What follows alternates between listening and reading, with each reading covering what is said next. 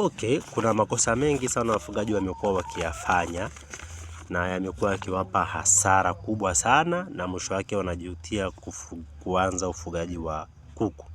Sasa katika video ya leo nitaenda kukuelekeza ni makosa yapi na mbinu sahihi za kuepuka makosa hayo, ili na wewe usije ukaingia kwenye mtego huo wa kupoteza mtaji wako na mwisho wa siku kujikuta unachukia ufugaji wa kuku. Tukianza na kosa la kwanza. Kosa la kwanza ni kwenye aina ya mbegu ya unayotaka kufuga. Mtu anataka kufuga kuku azalishe mayai kwa wingi, lakini anaenda anafuga kuku wa piwa kienyeji, wakati huo lengo lake ni kuzalisha mayai. Kwa hiyo mbegu ya kuku, aina kuku unayofuga inatakiwa iendane na kile unachokitaka.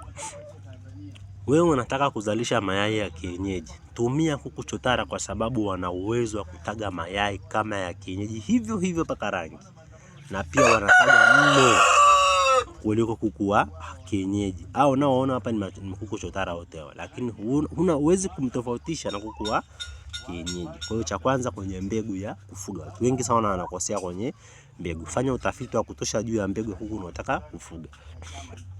Namba 2, watu wengi kuku wakishakuwa wakubwa hivi huwa wanajisahau kuhusiana na chanjo. Yaani anawapa chanjo kwa vifaranga tu, wakishakomaa hivi anapotezea. Ndugu yangu, siku Newcastle ikiingia haichagui kuku ni wakubwa wala wadogo, utakuta banda leupe. Kwa hiyo endelea na ratiba ya kuwapa kuku wako chanjo, hasa Newcastle kila baada ya miezi 3 au miezi 2, kwa ajili ya usalama na maendeleo mazuri ya kuku wako. Kosa lingine ambalo wafugaji wengi wanafanya ni kwenye ujenzi wa banda.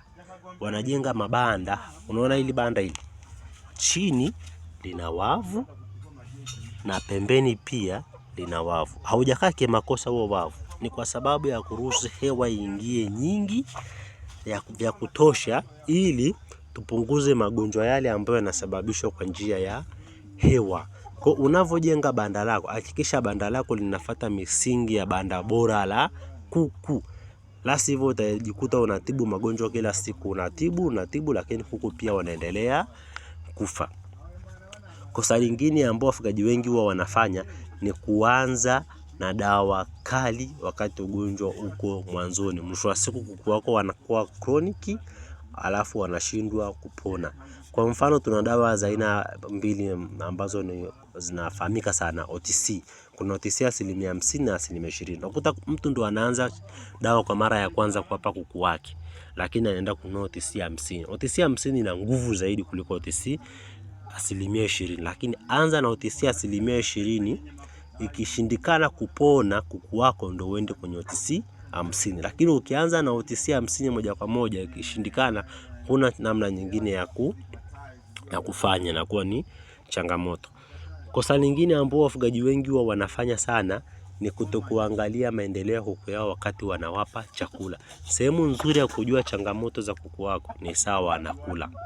Ukiwapa chakula kama hivyo wamekaa wanakula, hapo utaona kuna ambaye anashindwa kula, kuna ambaye anakula vizuri, kuna ambaye anakula kwa shida. Kwa kama ni magonjwa utayagundua hapa sawa na kula. Kwa watu wengi wanajikuta tu kuku wamekufa kwa sababu muda wanawapa chakula hawakubali kuweka muda wa kuwaangalia wanavyokula, ili kugundua zile changamoto ndogo ndogo ambazo kuku wanakuwa wanaonesha. Na pia usisahau tuna group la WhatsApp kwa ajili ya mafunzo, tuna group la VIP 3000 kwa mwezi, na pia tuna group la bure. Comment hapo chini. Pia usisahau kulike na kushare video kwa ajili ya watu wengine waendelee kujifunza. Ukiweka comment yako, mimi nitakupa namba na nitakuunga kwenye group moja kwa moja. Karibu Mkongwe Farm.